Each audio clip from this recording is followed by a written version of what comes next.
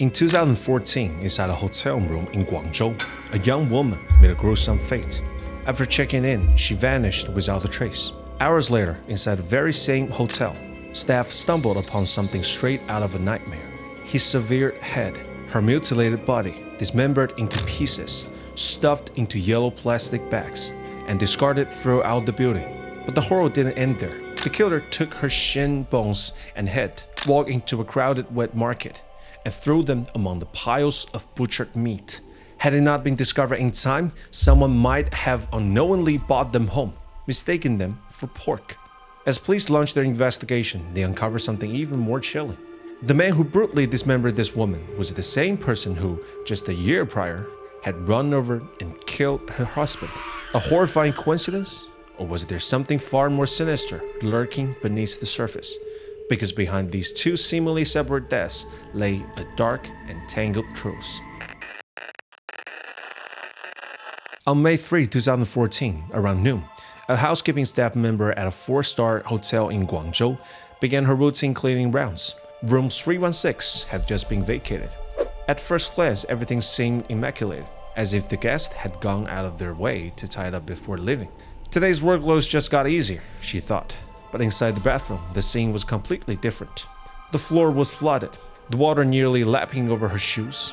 And then, a pungent stench filled the air. Her first thought, the drain must be clogged. Grabbing a pair of tweezers, she reached into the murky water to clear whatever was blocking the pipes. Something soft was stuck inside. She pulled it out and froze.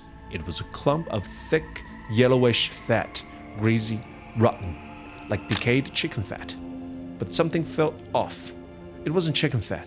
It was an animal fat. It was something else entirely. Her stomach turned. She dropped the clump and ran straight to the front desk. She reported what she had found and urged them to call the police. The authorities arrived. Inside room 316, they confirmed the housekeeper's concern. The yellowish substance, human body fat. On the bathroom walls and door, they found traces of blood. And then, a trail of plastic bags led them further. At the stairwell corner on the same floor, they found a discarded yellow plastic bag. Inside, there are household trash, shreds of meat and tiny bones. Then, at the hotel's back kitchen trash bin, more plastic bags. Inside, there are more flesh, more scattered bones, more human remains. When forensic experts examined the evidence, they confirmed the yellow grease, the meat, the bones, all belonged to the same woman. There was something deeply unsettling about the crime scene. Despite the scattered body parts, two crucial pieces were missing: the victim's head and her leg bones. And yet, the hotel room itself was spotless. Whoever did this had cleaned meticulously, leaving behind almost no evidence. With no murder weapon and no obvious clues, the police decided to start with the victim's identity. Through the hotel's checking records, the authorities identified the victim, 28-year-old Yang Muqing. Reviewing CCTV footage, they traced her final moments. On April 13, Yang walked into the hotel, alone, carrying only a handbag. She approached the front desk, completed her check-in from room 316, and then headed upstairs. But then, just 10 minutes later, she came back downstairs. She wasn't trying to leave. She simply asked the front desk for toiletries, then returned to her room. Had she forgotten something? Or was she stalling for time? Moments later, another person appeared on CCTV. A man, his face completely obscured, hat pulled low, mask covering his mouth, thick clothing despite the warm weather. He walked into the hotel, but never checked in. Instead, he headed straight upstairs, knocked on room 316, and was let inside. For the next 3 days, Yang Muqing never left the room again. But the mystery man, he came and went freely. Each time he carried something out. On the morning of May 3, the mysterious man appeared one last time. This time, he was carrying Yang Muqing's handbag, a large red plastic bag. He walked up to the front desk and checked out from room 316.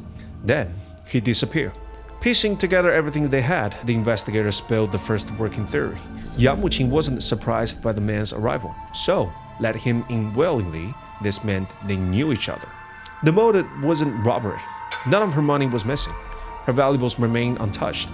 That left only two possibilities: a crime of passion, a lover's dispute gone deadly, a crime of revenge, someone who wanted her dead for another reason. But one thing was certain: this wasn't random. Someone wanted her gone. With the killer still missing, the police turned their focus back to Yang Muqing's life. They needed to understand who would want her dead. Through interviews with her family and friends, they built a profile of the victim. She was from Yunnan, worked as an accountant at a state-owned enterprise, and was known for being beautiful, well-mannered, and kind. No one could recall any enemies. In fact, quite the opposite, because her good-looking and charm, wherever she went, she was constantly pursued by admirers. But despite the attention, she had never been involved in any scandals. From what they knew, she was happily married, until 1 year ago, when her husband was killed in a car accident. Since then, she had never remarried, and no one could confirm if she had been involved with anyone new. When they brought Yang Muqing's family and friends to the station, showed them the surveillance footage of the suspect, and asked, "Do you know this man?" Everyone's answer was the same, no. With no one recognizing the suspect and no known enemy in Yang Muqing's past, the police had to shift their full attention to the mysterious man. They combed through surveillance footage near the hotel, tracking his movement after he left room 316. What they found is that the man, still carrying the red plastic bag, walked straight to a wet market. He entered, and just 3 minutes later, he walked out. But now, the red plastic bag was gone. Then the suspect disappeared. The red plastic bag, the one the suspect carried from the hotel to the wet market, had to contain Yang Muqing's missing head and bone. And now, it was somewhere inside the market, a massive crowded market, a place where butchers worked, where shoppers browsed for fresh meat, where no one expected to stumble upon something raw. If a vendor opened the bag, if a customer mistook it for pork, it could trigger chaos. They had no time to lose. They had to find those remains before it was too late. The police moved quickly but discreetly to locate the red plastic bag. Without causing mass panic, they scoured the market, checking every trash bin, every corner, until, near a butcher stall, inside a garbage bin used for meat scraps, they found it. Inside, wrapped in discarded meat trimmings, were a shin bone and a human head. The crisis had been narrowly averted. The remains were immediately taken back to the forensics. Tests confirmed the head and shin bone belonged to Yang Muqing. But the way the limbs were severed, the clean cuts along the joints, the precise dismemberment. Whoever had done this was no amateur. The killer was either a doctor or, more likely, a butcher. With no security camera inside the wet market, the police had to conduct their search the old-fashioned way. They went stall by stall, questioning every butcher, vendor, and worker. But the market was too chaotic, with too many customers, too many faces come and go. No one could recall seeing the suspect. And just when the investigation seemed to hit a dead end, an officer searching outside the market received an urgent call. A motorcycle taxi driver had seen the suspect, and more importantly, he knew where the man had gone. The driver recalled that it was May 3rd, the day of the murder. The man had flagged him down, but something about him felt off. Despite Guangzhou's sweltering heat, he was wrapped up tightly. A hat, a mask covering his face, and long sleeved despite the temperature. It was as if he didn't want anyone to see him. And then there was his behavior. He was nervous, barely spoke a word, but what stood out most, he was extremely generous. He asked to be taken to Xingfeng village, and when they arrived, he handed the driver a 100 RMB. Then, without another word, he disappeared. This wasn't just a random customer. And now the police finally had a destination. The police contained their excitement. This was the first real confirmation of the suspect's identity. They pulled out a still image from the hotel surveillance footage. They handed it to the motorcycle taxi driver. "Look closely. Do you recognize him?" The driver barely hesitated. "Yes, that's him. That's the man I drove to Xingfeng village." With a clear destination, officers were immediately dispatched to Xingfeng village. They conducted a careful search, scouring local inns, rental homes, and guest houses. And then, inside a small roadside hotel, they found him. But the moment officers stormed his room, there was no struggle, no resistance, no attempt to run. The man simply raised his hands, allowed the officers to slap the cuffs on, and quietly followed them back to the station, as if he knew this moment was coming all along. During the interrogation, the suspect remained eerily calm. He didn't beg for mercy. He didn't deny anything. Instead, he sat there, hands cuffed, and stared blankly ahead. And then, when he finally spoke, what he revealed left the entire police force in shock. This wasn't just a brutal murder and dismembered case. there was another murder, and hidden behind it all, a truth so horrifying, so twisted, that no one could have ever imagined it. The man said his name was Zhang Jian, 35-year-old from Guangdong. He had previously served 5 years in prison for robbery. After his release, he sought quickly money and found work at a slaughterhouse. But he ended up becoming a professional hitman. Zhang had no personal grudge against Yang Muqing. He killed her because someone paid him to do so. As for dismembering her body, he claimed it was a simply habit. Having worked in a slaughterhouse, he was used to butchering pigs. So after killing Yang Muqing, he instinctively treated her body the same way. Moreover, dismembering the body made it easier to dispose of. However, when the police asked who had hired him to kill Yang Muqing, he refused to speak and remained silent. Although they failed to uncover the identity of the mysterious employer, they stumbled upon another discovery. The driver responsible for the accident that killed Yang Muqing's husband a year ago was also Zhang Jian. After uncovering this shocking connection, the police immediately launched a deeper investigation into the car accident from a year ago. What they found was that the crash wasn't an accident, it was intentional. With solid evidence gathered from the car accident case and the Yang Muqing's murder case, the police interrogated Zhang Jian again. This time, they laid out all the evidence in front of him, giving him a chance to confess on his own. As Zhang Jian stared at the overwhelming evidence, his panic was visible. Yet, perhaps clinging to his hitman's coat, he remained silent. After hours of relentless questioning, Zhang Jian's mental defenses finally collapsed. In a desperate attempt to seek leniency, he came clean, revealing everything he had done. Zhang Jian's first confession was shocking enough. The car accident from a year ago, it wasn't an accident at all. He was hired to do so. And the person who paid him 300k RMB to kill her husband, Yang Muqing herself. Even the most experienced detective had not seen this coming. Yang Muqing wanted her husband dead because he had caught her cheating. From the outside, their marriage seemed perfect. But Yang Muqing still had a crowd of admirers, men who worshipped her beauty, men who flattered her constantly. She had grown used to the attention, addicted to the feeling of being wanted. And over time, she began to resent her husband. Compared to the man who showed her with compliments, her husband was just an ordinary, dull, working-class man. She no longer saw him as her equal. She saw him as beneath her. So, eventually, she sought excitement elsewhere. 3 years ago, at her workplace, a 43-year-old supervisor named He Qiang became infatuated with her. A man with status, power, and influence, he pursued her relentlessly, and before long, Yang Muqing gave in. Despite both being married, they began a secret affair. For a while, everything went smoothly. But 1 year ago, her husband, Liu Jian, discovered the affair. Yang Muqing took the opportunity to demand a divorce, thinking he would be too weak to resist. But to her shock, Liu Jian refused. And worse, he threatened her. If she didn't end things, he would expose everything. He would tell their workplace, he would tell He Qiang's wife. Terrified by her husband's unexpected defiance, Yang Muqing had no idea what to do next. So, she went to He Qiang. She told him that the affair had been discovered, and now everything they had was at risk. The moment He Qiang heard this, he panicked.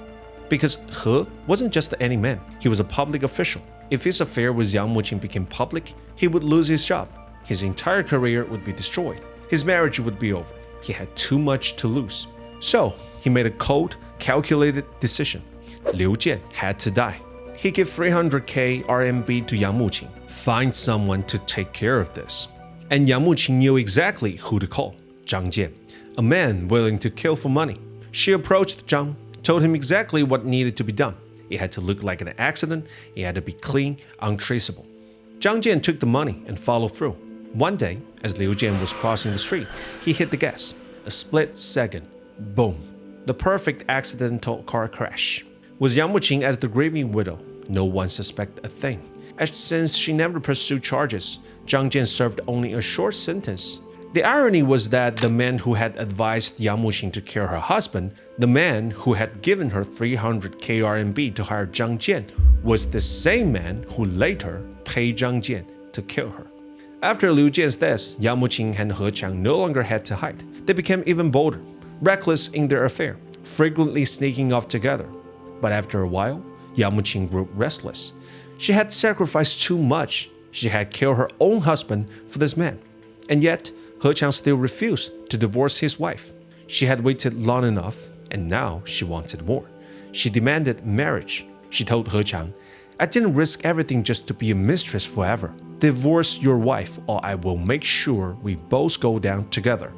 And when He Qiang hesitated, she threatened him, "If you don't marry me, I will expose everything. Your wife, your workplace, the police, everyone will know the truth. You helped kill my husband, and I'll make sure you lose everything." He Qiang had never intended to marry Yang Muqing. To him, she was just a fleeting indulgence, a young, beautiful mistress to satisfy his desires. Nothing more. The moment she started demanding, the moment she threatened his career and reputation, she became a liability. But He Qiang was clever. Instead of confronting her or refusing outright, he played along. "I just need time," he told her. "Divorce isn't easy. Be patient, and I'll make it happen, babe." It was all a lie, a way to buy himself time. Because He Qiang knew if he pushed her too soon, she might follow through with her threats, and he couldn't risk that. So he made his decision. She had gotten rid of her husband when he became a problem. Now, he would do the same to her. He reached out to Zhang Jian, the same man who had killed Liu Jian. He put another 300k RMB on the table. Find a way to take care of her. Make it clean. Make sure she never talks. Zhang Jian took the money again, and just like before, he followed the plan. This time, the woman who once hired him would become his next victim. On April 30, Yang Muqing thought she was meeting He Qiang for another secret rendezvous at the hotel. But He Qiang had already decided this would be her last night alive. He pretended to agree, making her believe he was on his way. But instead, he tipped off Zhang Jian. Zhang Jian arrived at the hotel early, scouting out room 316 to make sure no one else was around. Then, when Yang Muqing sent the message, "I'm here, waiting for you," He Qiang replied as if nothing was wrong. "I'm on my way, baby." But he never left his house. Instead, Zhang Jian took his place. He walked up to room 316, knocked on the door, and when Yang Muqing opened it, expecting He Qiang, she found her own death. After Zhang's confession, the police following his exact instructions, they set up an ambush outside He Qiang's house. The moment he arrived from work, officers taking him down before he even had time to react, He Qiang was dragged to the station, thrown into an interrogation room, and faced with Zhang Jian's testimony and all the undeniable evidence against him. With nowhere to run, He Qiang finally broke down. He admitted, yes, he had hired Zhang Jian to kill Yang Muqing. Yes, he had paid 300k RMB for her death. But even as he confessed, he refused to take the blame. Instead, he pointed the finger at the very woman he had killed. "None of this would happen if she hadn't seduced me. She ruined my life. It was her fault." In 2014, after a full trial, He Qiang and Zhang Jian were both sentenced to death, stripped of all political rights for life. But in these two murderers, the most tragic victim was Liu Jian, a loyal husband who had never imagined that the woman he loved would betray him so cruelly. He was cheated on, humiliated, and ultimately murdered, all because he refused to stay silent. To the world, he had died in a tragic accident, but in reality, he had been targeted, hunted, and killed by the very person he once trusted most. And as for Yang Muqing, a woman who had betrayed her husband, plotted his murder, and thought she had secured her future, she never lived long enough to enjoy it. To her final breath, she never knew that the man she killed for was the same man who arranged her own execution. Thank you for listening. This is Charles bringing you crime story analysis. If you like this channel, please like, subscribe, and turn on the notification button. Have a case you want me to dig in and share, leave a message on the comment section. I will see you next time.